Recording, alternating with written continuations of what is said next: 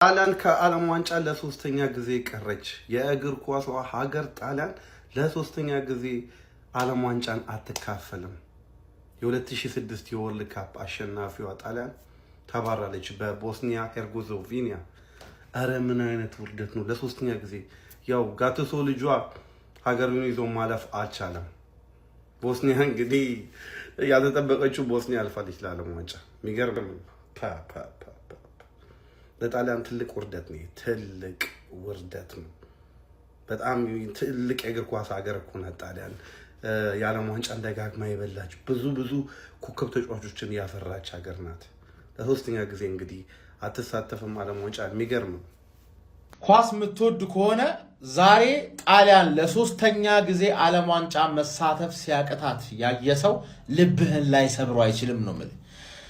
ከዩሮፕ አንደኛ ዓለም ዋንጫ ያለው ቡድን ማን ይመስላችኋል? ፈላዎች በቅርቡ ኳስ ማየት ጀመራችሁ። በቅርቡ ማለት ባይዜ ከ10 ዓመት በታች ኳስ ማየት ከጀመርክ ጣሊያን ማን እንደሆነች አታውቅም። 4 ዓለም ዋንጫ ያላት ቡድን 3 በተከታታይ 2018፣ 2022 አሁን ደግሞ 2026 መሳተፍ አቃታት። 4 ዓለም ዋንጫ ያላት ቡድን ጋቱሶ የምትባል ማዝረብ አንተ ዘረኛ መተህ ለምን አፍሪካ 5 ቦታ ተሰጣት ብላ አለቃቀስ። ምን አይነት ቡድን ነው የገነባው? ለነገሩ እሱ ላይ ብቻ ልፈርድበትም አችልም።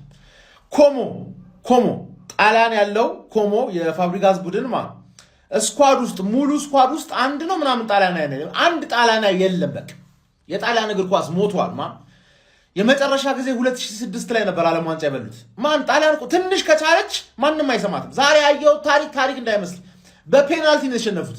እኔ ጣሊያን በፔናልቲ ተሸነፈ ይቻላል ትዝ የሚለኝ የ2006 ራሱ ሳይችሉ ጀርመንን ጥለው ያለፉበት መንገድ፣ መጨረሻ ላይ ፈረንሳይን ያሸነፉበት መንገድ በቃ አሸናፊ ቡድን ነው። ኢቭን ትንሽ ችለው 2020 እንግሊዝን አሸንፈው ዩሮ በልተዋል ቢያንስ።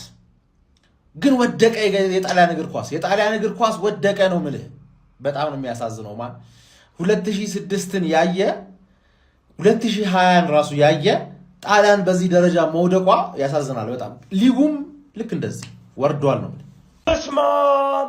ጣሊያን ለሶስተኛ ጊዜ የዓለም ዋንጫ ተሳተፈም ማለት ደግፋት እንደነበር ቀሽም የሆነ ስራ ነው የሰሩት። ቀሽም ማለት ነው እግዚአብሔርን ነው የምላለው። በቦስኒያ ነው የወደቁት ማለት ለሶስተኛ ጊዜ የዓለም ዋንጫ ተሳተፈ። ባስቶኒ እንዴ ምን አይነት ደደብ የሆነ ስራ ነው የምትሰሩ? ጣሊያን እየመራች ነው 1-0 ገና 41ኛው ደቂቃ ላይ ነው። እንደዚህ አይነት ግን የሆነ ስተት ሰርተ በቀይ ትወጣለህ። ግን የሆነ ስተት ከዛ ደግሞ ታግላችሁ ፔናልቲ ሹታውት ላይ ደረሳችሁ አይደል? ምን አይነት የደንቆሮ ፔናልቲ የምትነው የምትመጡት እዛ ላይ በጌታ ስም ደደብ ማለት ነው። ደደብ የመጨረሻ ደደብ ይሆን። እግዚአብሔር መሳተፍ ነበረበት ጣሊያን። ለማንኛውም መቻቹ ያሳፍራል። አረ ያሳፍራል። ጀማው ጣሊያን ወደቀች፣ ከዓለም ዋንጫ ወደቀች፣ በቦስኒያ ተሸነፋ። ወይኔ ባስቶኒ የሚሉ ተጫዋች ምን አይነት የብርግና ስራ ነው የምትሰራው? ሀገሩን እንደዚህ አይነት ዋጋ ያስከፍላል። ጀማው ቀይ ካርድ ይመለከታል በዚህ ጨዋታ ላይ። አረ ያሳፍራል። እኔ ዳናሩማ አሳዘነኝ። የምሬን ነው የምላችሁ። ለብቻው አፈር በላ ጀማው። የሆነ ሰዓት እኮ ዋን ዌይ ትራፊክ መንገድ ነው የሚመስለው። ጣሊያንን እኮ ቀጠቀጧት እኮ እናንተ። አረ ቀጠቀጧት፣ አሳሯን አበሏት። የምሬን ነው የምላችሁ። እንዴ ግን ይሄ በረኛ ይዟቸው ወጣ። ምንም ማድረግ አይችልም። እስከሚችለው ድረስ ቡድኑን ይዞት ሄዷል። ፔናልቲ ላይ ግን ጣሊያኖች እኮ እኛ እኮ ስናቃቸው እኮ በጣም እኮ ፔናልቲ መቺ ናቸው እኮ። አንተ ማንም ያህላቸው የለም እኮ። ከጣሊያን ጋር እኮ ፔናልቲ ደረስክ ማለት እንደተሸነፍክ መታረጋግጥበት ሂደት ነው። በቃ ምንም ማባካ አታመጣም።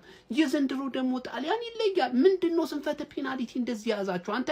ለማንኛውም የጋቱሶ ቡድን ጣሊያን እንግዲህ ከ2026ቱ የዓለም ዋንጫ ውጭ ሆኗል። እንደምታውቁት ለተከታታይ አመታት ማለት ነው። ይሄ የጣሊያን ብሔራዊ ቡድን የዓለም ዋንጫ መሳተፍ አልቻለም። ደግሞ በጣም አስገራሚ ነው። ግን ያላት ትውልድ ለዚህ ዓለም ዋንጫ መሳተፍ አይደለም ዋንጫውን ለመብላት የሚያስችል ትውልድ እንዳላት ነው የሚወራው። ግን እዚህ መድረክ ላይ ለተከታታይ አመታት አልተሳተፈችም። ጣሊያን አሳዛኝ ተሸናፊ ነች። አንተ ጣሊያን በድጋሚ ከዓለም ዋንጫ ውጪ ሆነች ጋይስ። በድጋሚ ባለፈው 22 አልተጫወተችም። ከዛ በፊት 2018 የራሻ ወርልድ ካፕም ላይ እንዲሁ በስዊድን ወድቃ ነበረ። አሁንም ለሶስተኛ ጊዜ በተከታታይ በቦስኒያና ሄርዞጎቪና እንግዲህ ወድቃለች ማለት ነው። ዓለም ዋንጫ ላይ አሁንም የለችም ጣሊያን። ኧረ በክርስቶስ ባስቶኒ የሚባል አህያ ሰውዬ የወረደውን ታክል ሰርች አርጉና ቲክቶክ ላይ ተመልከቱት፣ እንዴት ቀይ ካርድ እንዳገኘ። ባስቶኒ አህያ ነው። 41ኛው ደቂቃ ላይ በቀይ ወጣ። ሰከንድ ሃፍ በደንብ ጣሊያን ለመከላከል ሞከረች፣ ግን ባለቀ ሰዓት አሁንም ተቆጠረባት። 1-1 አለቀ። ያችንም አስጠብቀው በጣም ታግለዋል። በስመ አብ አስጠብቀው ወጡ። ፔናልቲ ጋር እንግዲህ ታክቲክ ቴክኒክ ምናምን የለም። በቃ ሶ በፔናልቲ እንግዲህ ወድቃለች ማለት ነው። ጣሊያንን የሚያክል ሀገር በተከታታይ 3 ዓለም ዋንጫ አይጫወትም።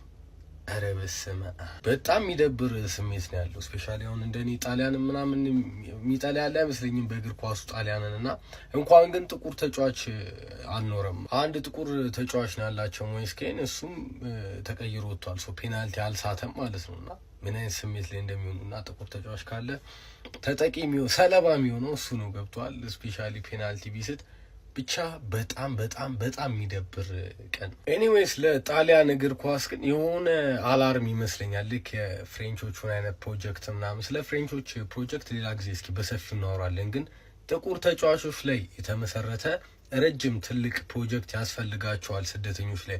ጣሊያን በጣም ብዙ ጥቁር ያለበት ሀገር ነው። ስለ ከፈረንሳይ ያን ያህል አያንሱም ነው እንጂ ጥቁሮች ብዙ ናቸው ምናምን ያልኩ አይደለም። እና እነሱ ላይ ቤዝድ የሆነ ፕሮጀክት ያስፈልጋቸዋል እያሰባሉ እንደ ፈረንሳይ ጠንካራ ከአመት አመት ተፎካካሪ ቡድን ለመገንባት ማለት ነው። ያ ስለ ጥቁሮች ኳስ ከነጮች የበለጠ ይችላሉ ሳይሆን ይተጋሉ፣ ይሰራሉ። ስለ ምቾት ውስጥ አይደለም ያሉት ህይወት።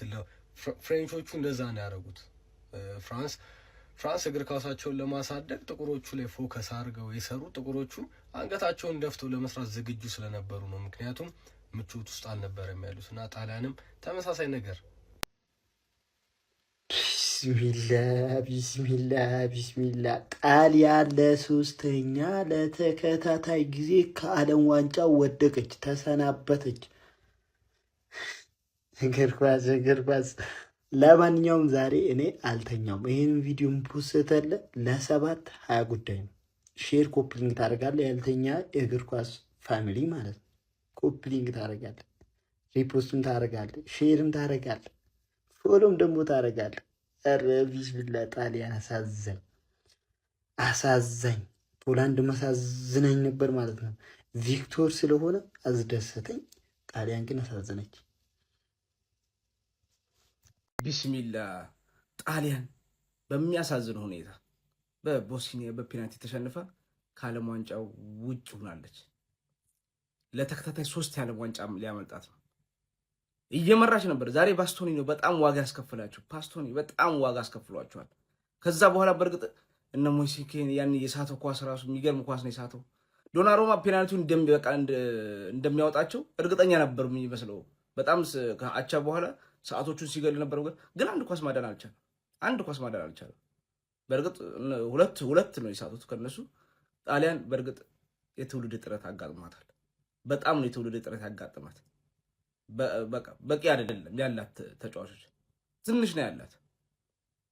ዶናሩማ ግን እውነት እሱን የመሰለ ያለ ምርጥ በረኛ ዓለም ዋንጫ ላይ ለማየት በጣም ይገርማል። ከነሱ በመቀጠል ግን በጣም የሚገርም ጨዋታ ነበር። ዴንማርክ በጣም አሪፍ ጨዋታ ነበር። ዴንማርክ ወድቃለች በሚያሳዝን ሁኔታ። እነሱም በፔናልቲ ነው የወደቁት። ግን የጣሊያን መውደቅ በጣም የሚገርም። ብዙዎች ተስፋ አድርገው ነበር ያልፋሉ ብለን እንጠብቅና እኔም ራሱ ጠብቄ ነበረ። ተጋጣሚው ራሱ ቦስኒያም ሆኗ በቃ ሊያልፉ ይችላሉ ብዬ አስቤ ነበርና ያ ሳይሆን ቀርቷል። ጣሊያን እንግዲህ የዓለም ዋንጫ ላይ አንመለከታትም። እስቲ ለማንኛውም ጨዋታው ላይ የተመለከታችሁ የተሰማችሁን ኮሜንት ላይ አስቀምጡ። ቪዲዮ ከተመቻችሁ ኮፒ ሊንክ፣ ሪፖስት፣ ላይክ ማድረግ እንዳይረሳ። ቴንክ ዩ። ጣሊያን ለሶስተኛ ተከታታይ ዓለም ዋንጫ ሳታልፍ ቀርታለች። እኔ ከልቤ ነው የደረበረኝ። የምር በዚህኛው ላይ ታልፋለች። በዚህኛው ዓለም ዋንጫ ላይ ጣሊያን እናያታለን ብዬ አስቤ ነበር። የመጨረሻ ጊዜ ጣሊያን የተሳተፈችበት ዓለም ዋንጫ 2014 ብራዚል ውስጥ የተካሄደው ዓለም ዋንጫ ነው። ከዛ በኋላ ጣሊያንን በዓለም ዋንጫ መድረክ አይተናት አናውቅም። በጥሎ ማለፍ ጨዋታ ቦስኒያ ሄርዞጎቪና ጋር 1-1 ጨርሳ ከዛ በፔናልቲ የጣሊያን ተጫዋቾች ፔናልቲ ልክ አይደለም፣ በቃ ምንም ልክ አይደለም። ፔናልቲ ደርሳ ስንጨርሰው ቦዝኒያ 4ቱንም አገቡ። ጣሊያን ከ3 2ቱን ሳቱ። ቦዝኒያ በቀጥታ ወደ ዓለም ዋንጫ ማለፍ ቻለች። ጣሊያን ከዓለም ዋንጫ ወደቀች። በጣም የሚደብር ነገር ነው። እንደ እግር ኳስ ደጋፊ የሆነ ጣሊያንን ዓለም ዋንጫ ላይ ማየት የምትፈልጓት አንድ ሀገር ብትኖር ጣሊያን ነች። አረ ጋይስ 4 ጊዜ የዓለም ዋንጫ ሻምፒዮን የሆነችው ሀገር ጣሊያን ምንድነው የነካት? ለሶስተኛ ጊዜ ለዓለም ዋንጫ በተከታታይ እንደማትሳተፍ አራግጣለች።